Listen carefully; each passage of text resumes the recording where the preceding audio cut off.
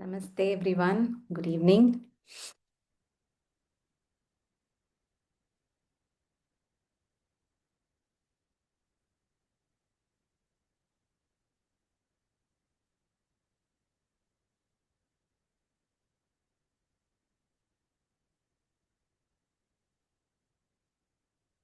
Let us begin. Sit comfortably. Gently close your eyes. Take a few deep breaths.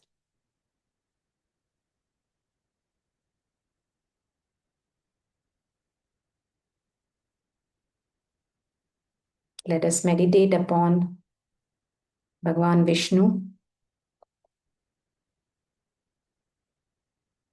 and his most powerful weapon, Sudarshana.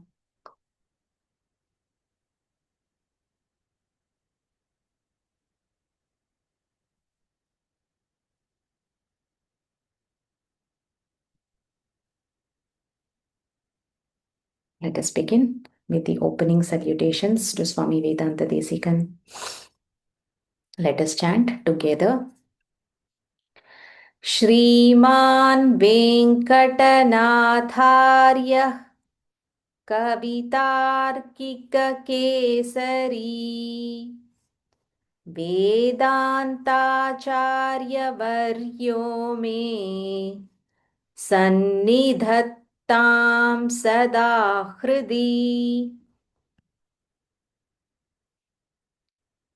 प्रतिभटश्रेणिभीषण वरगुणस्तोमभूषण जनिभयस्तानतारण जगदवस्थानकारण निखिलदुष्कर्मकर्शन निगमसद्धर्मदर्शन जय जय श्री सुदर्शन जय जय Shri Sudarshan.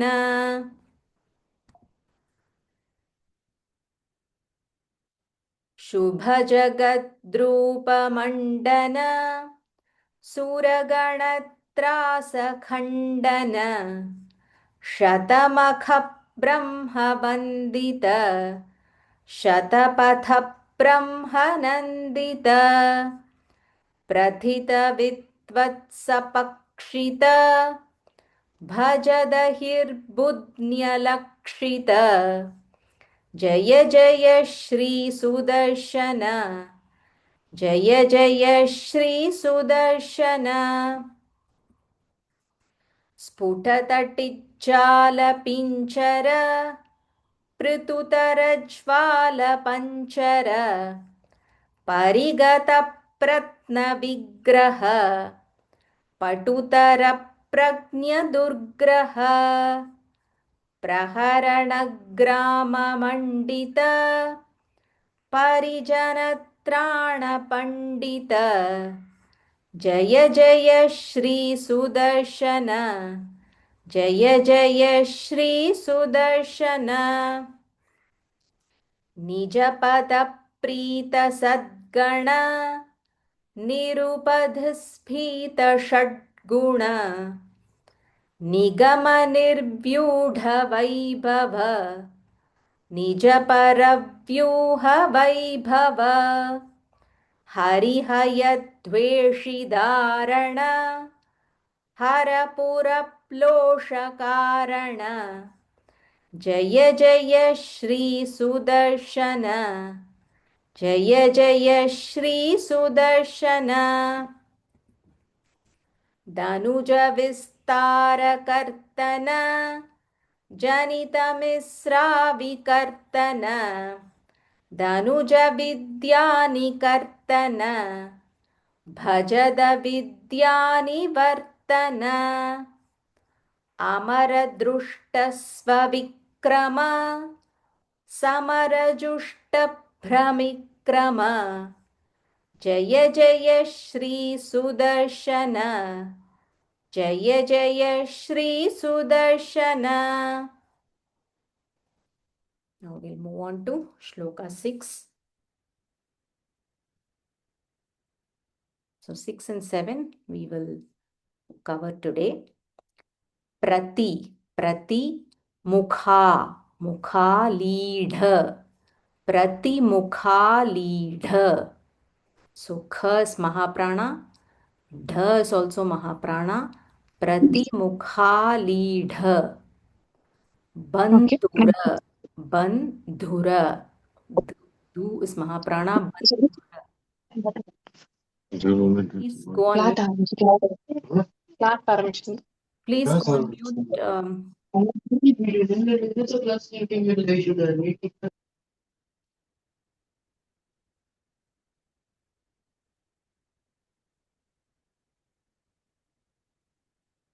Yeah. Prati mukhalidha bandhura. Second half of the first line. Prithu. This is pr, not pru, it is pr. Prithu. Prithu. Prithu mahaheti dantura. Dantura. Prithu mahaheti dantura. Tha is mahaprana. Prithu mahaheti. It's not mahayeti, mahaheti. Mahaheti dantura. Prati mukhalidha bandura. Prithu mahaheti dantura. Second line. Vikata, vikata maya. Vikata maya. Bahishkrita. There is a half murdanya sh, so you have to roll your tongue and stress on it. Bahishkrita. Bahishkrita. Vikata maya bahishkrita. Vividha. Vividha. Dha mahaprana. Vividha mala. Vividha mala. Parishkrita. Parishkrita. Again, same murdanya sh, half sh, so stress on it. Parishkrita. So you can see here it is maya, here it is mala, here it is bahishkrita, here it is parishkrita. So slight changes in the words, but very rhyming. Vikata maya bahishkrita, vividha mala parishkrita. Sthira maha, sthira maha. The mahaprana. So sthira. Sthira maha yantra, yantra tantrita. Sthira maha yantra tantrita. Dridha. Dridha. The da is mahaprana. Dridha daya. Dridha daya tantra yantrita. So here it is yantra tantrita. Here it is opposite. Tantra yantrita. Dridha daya tantra yantrita. Jaya Jaya Shri Sudarshana. Jaya Jaya Shri Sudarshana. So here 6 more qualities are listed. So first, Prati Mukha leader. So if you have noticed Sudarshana or Chakra Talwar, the first picture, you'll see here that he is walking with one foot marching forward and one foot behind. So you can see in the picture, right? So here this means that he is always walking towards his devotees. He is there, ready to come. When you call, he is like ready to come. He is just, one step he is kept in front. So he is always coming towards the devotee. And this position of keeping one leg front and one leg behind, this is like very beautiful. That is what Swami Vedanta Desikan is mentioning here, that this position of his legs is so beautiful to look at. Prati Mukhalida Bandura. Next, Prithu Maha Eti Dantura. So here this second quality is, here he is surrounded by Mahaheti, which is like powerful set of weapons. So we already saw in an earlier shloka that there are 16 weapons that are listed around him. So Mahayeti Tantura. So Sudarshana Chakra is weapon of all, superior weapon of all weapons, and he is also having lot of weapons around him. Second line, Vikata Maya Bahishkrita. So here it is all about those illusions, Maya. So yesterday also we saw about how the deceptions that are created by asuras, right? Similar quality is mentioned here, that he is not affected by those Maya of the asuras, and he is able to conquer them. So Vikata Maya Bahishkrita. He is unaffected and he is also able to conquer them. Vividha Mala Parishkrita. He is adorned with mala, beautiful flower garlands. So Vividha Mala Parishkrita. Usually in the discourse that I heard was he prefers to wear red color flowers. The flower garlands are usually offered are red in color. Mala, Vividha Mala Parishkrita.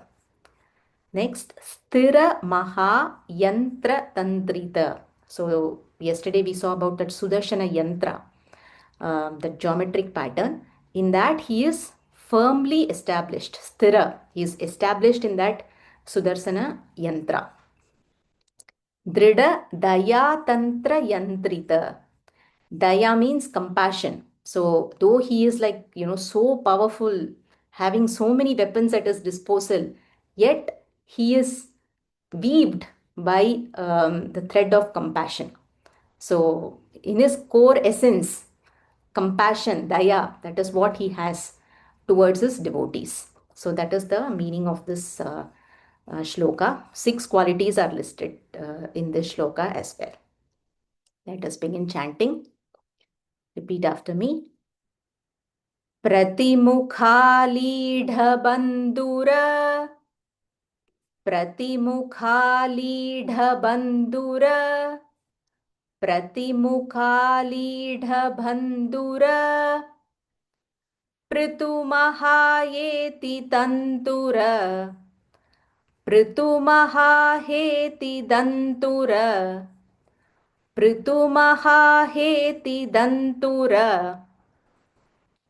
So when I first learned this when I was a kid, I learned it as Mahayeti.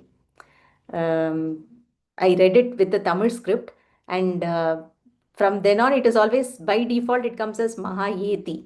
So how we learn for the first time, it matters a lot. Then it just get registered that way. So the correct pronunciation is Mahaheti. Prithu Mahaheti Dantura. Okay, second line. विकटमाया बहिष्कृत विकटमाया बहिष्कृत विकटमाया बहिष्कृत विविधमाला परिष्कृत विविधमाला परिष्कृत विविधमाला परिष्कृत स्थिरमहायन्त्रतन्त्रित स्थिरमहायन्त्रतन्त्रित स्थिरमहायन्त्रतन्त्रित दृढदया तन्त्रयन्त्रित दृढदया तन्त्रयन्त्रित दृढदया तन्त्रयन्त्रित जय जय श्री सुदर्शन जय जय श्री सुदर्शन जय जय श्री सुदर्शन जय जय Shri Sudarshan. Now we'll chant the complete line 3 times. प्रतिमुखालीढबन्धुर पृथुमहाहेति दन्तुर प्रतिमुखालीढबन्धुर पृथुमहाहेति दन्तुर प्रतिमुखालीढबन्धुर पृथुमहाहेति दन्तुर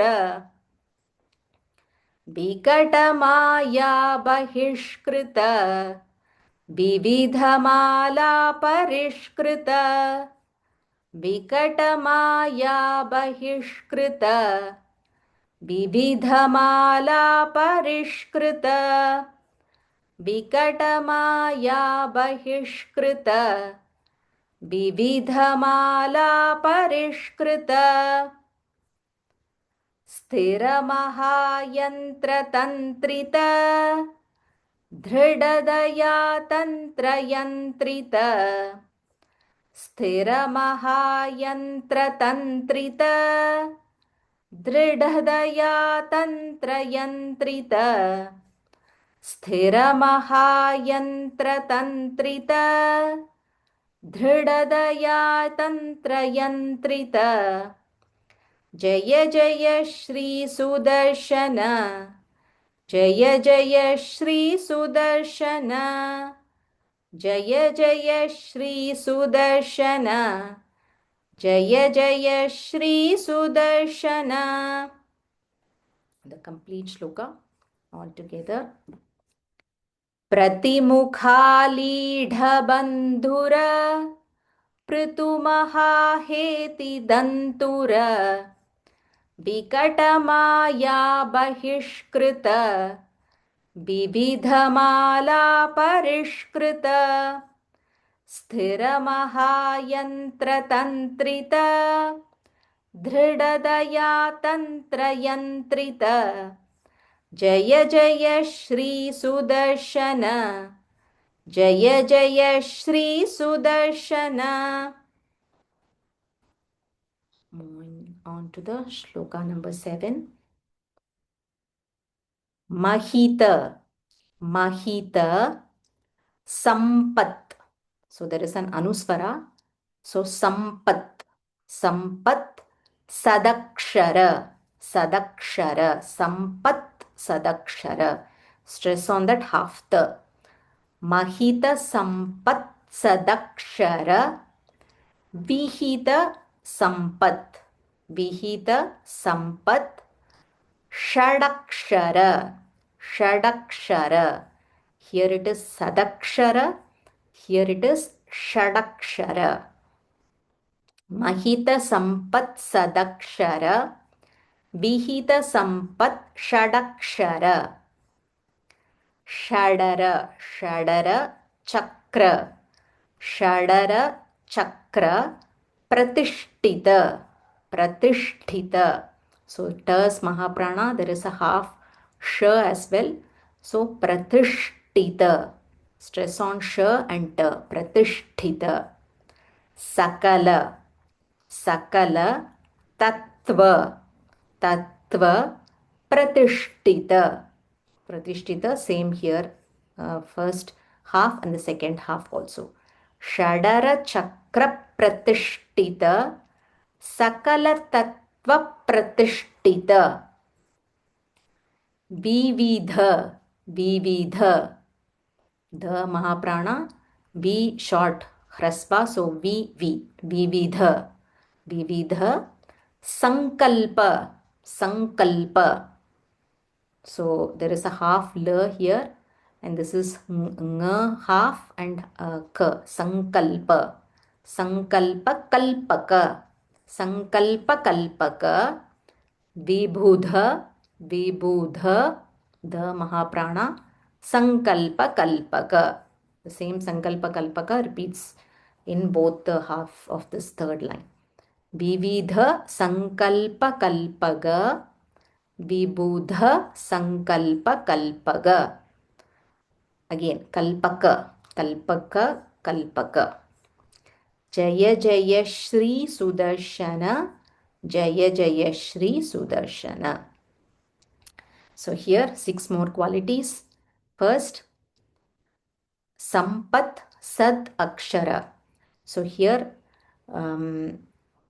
Sat refers to all those righteous people, good people. For them, Akshara, Akshara means imperishable. That imperishable wealth, Sampat means wealth. So for those righteous people, what is that imperishable wealth? that is moksha, surrendering at Bhagwan's feet. So Sudarshana blesses them with this blessing of moksha, Sampat Sadakshara, blessing that with that imperishable wealth. Second, Vihita Sampat Shad Akshara. Shad means six, and Akshara. Akshara means letters. So for Sudarshana, there is a mantra which is composed of six letters. And this mantra is usually only given by the Guru. So the Acharya, only he will be able to give this mantra. So this mantra consists of six letters. And this whoever recites this mantra, which is composed of those six aksharas, they will be blessed with incomparable wealth, sampat again. So this is the Shad Akshara. We don't know what is that six letters. Only through an Acharya we can learn that. Shadara Chakra Pratishtita. So here again we are going back to that yantra. So in that yantra, there is he is firmly established. He is in the center. Devotees are invoking. They are pratishta pandrathu appadinu we say in Tamil, right? So devotees are invoking Sudarshana in the center of that yantra, which has a which has two triangles, intersecting triangles. So usually we draw column also, right? Two triangles inverted, so that has six corners. So shad again refers to six. In that chakra we have six corners, and in that yantra, in the center, devotees invoke Sudarshana. Sakala Tattva. Sakala means all, everything. Tattva, all the beings. Sakala Tattva. So here Sudarshana is there in every being. Every being, he is like, he is residing in all of us and all the beings as the foundation in all the creations of the Lord. Vividha Sankalpa Kalpaga. Sankalpa Kalpaka. So here, Sankalpa means intention, like wish. So all our wishes is not just one, multiple wishes.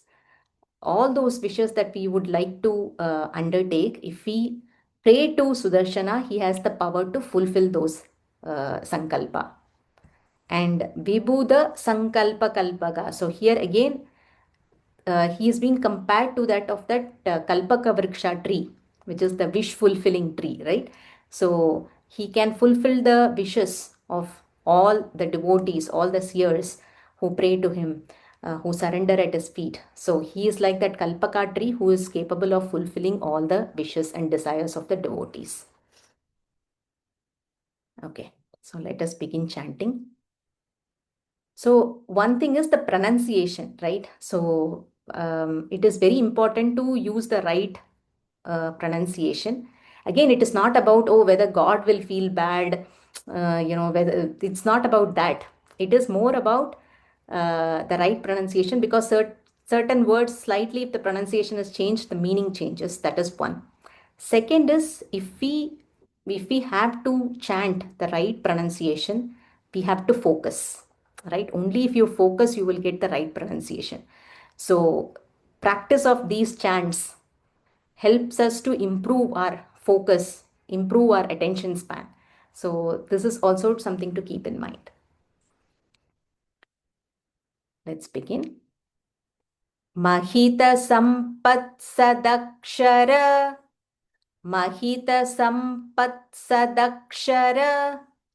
Mahita Sampat Sadakshara.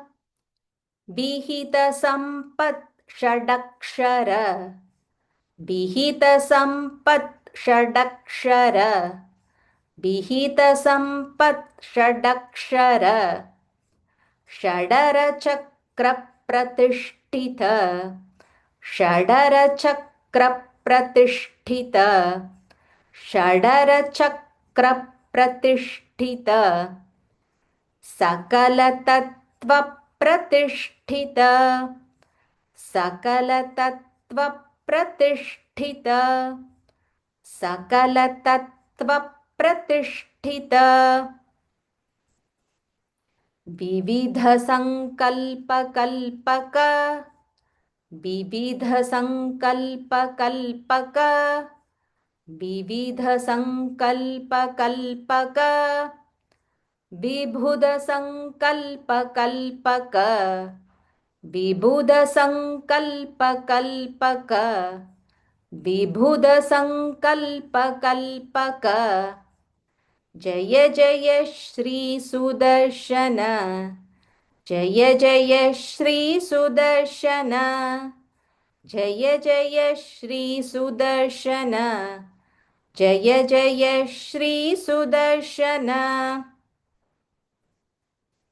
First line महितसम्पत्सदक्षर विहितसम्पत्षडक्षर महितसम्पत्सदक्षर विहितसम्पत्षडक्षर महितसम्पत्सदक्षर विहितसम्पत्षडक्षर षडरचक्रप्रतिष्ठित सकलतत्त्वप्रतिष्ठित षडरचक्रप्रतिष्ठित सकलतत्त्वप्रतिष्ठित षडरचक्रप्रतिष्ठित सकलतत्त्वप्रतिष्ठित विविधसङ्कल्पकल्पक विबुधसङ्कल्पकल्पक विविधसङ्कल्पकल्पक विबुधसङ्कल्पकल्पक विविधसङ्कल्पकल्पक विबुधसङ्कल्पकल्पक जय जय श्री सुदर्शन जय जय श्री सुदर्शन जय जय श्री सुदर्शन जय जय Shri Sudarshan Let's chant the complete shloka. महितसम्पत्सदक्षर विहितसम्पत्षडक्षर षडरचक्रप्रतिष्ठित सकलतत्त्वप्रतिष्ठित विविधसङ्कल्पकल्पक विबुधसङ्कल्पकल्पक जय जय श्री सुदर्शन जय जय Shri Sudarshan Now let us chant 6 and 7 together.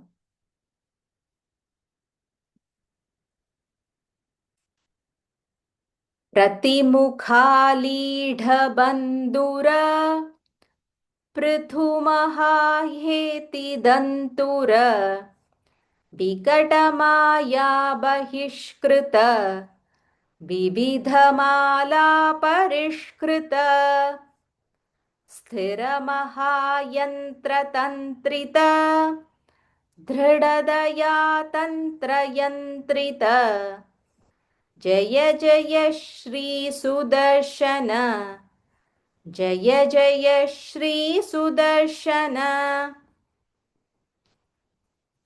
महितसम्पत्सदक्षर विहितसम्पत्षडक्षर षडरचक्रप्रतिष्ठित सकलतत्त्वप्रतिष्ठित विविधसङ्कल्पकल्पक विबुधसङ्कल्पकल्पक जय जय श्री सुदर्शन जय जय Shri Sudarshan Gently close your eyes. Feel the vibrations of the chanting.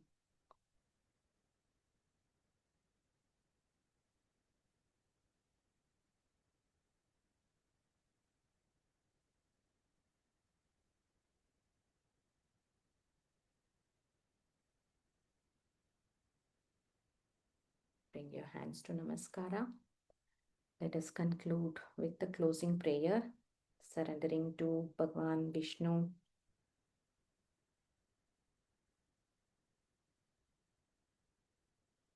कायेन वाचा मनसेन्द्रियैर्वा बुद्ध्यात्मना वा प्रकृते स्वभावात् करोमि यद्यत् सकलं परस्मै नारायणायेति समर्पयामि. Let us surrender all our actions done through body, mind, speech, and sense organs at the feet of Bhagwan Narayana.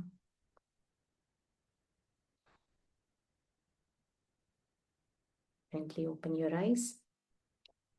So we have one more shloka left, and then there is a Phalashruti. So both we will see tomorrow, and we will conclude. So if they might, I want to do a complete chant also from the beginning till the end. So please plan for extra 10 minutes if we need more time. Okay, so tomorrow we will wrap up Sudarshana Ashtakam. Okay. Namaste, everyone. Thanks for your continuous participation. Thank you, Let's ma'am. meet tomorrow. Thank you. Thank you, ma'am. So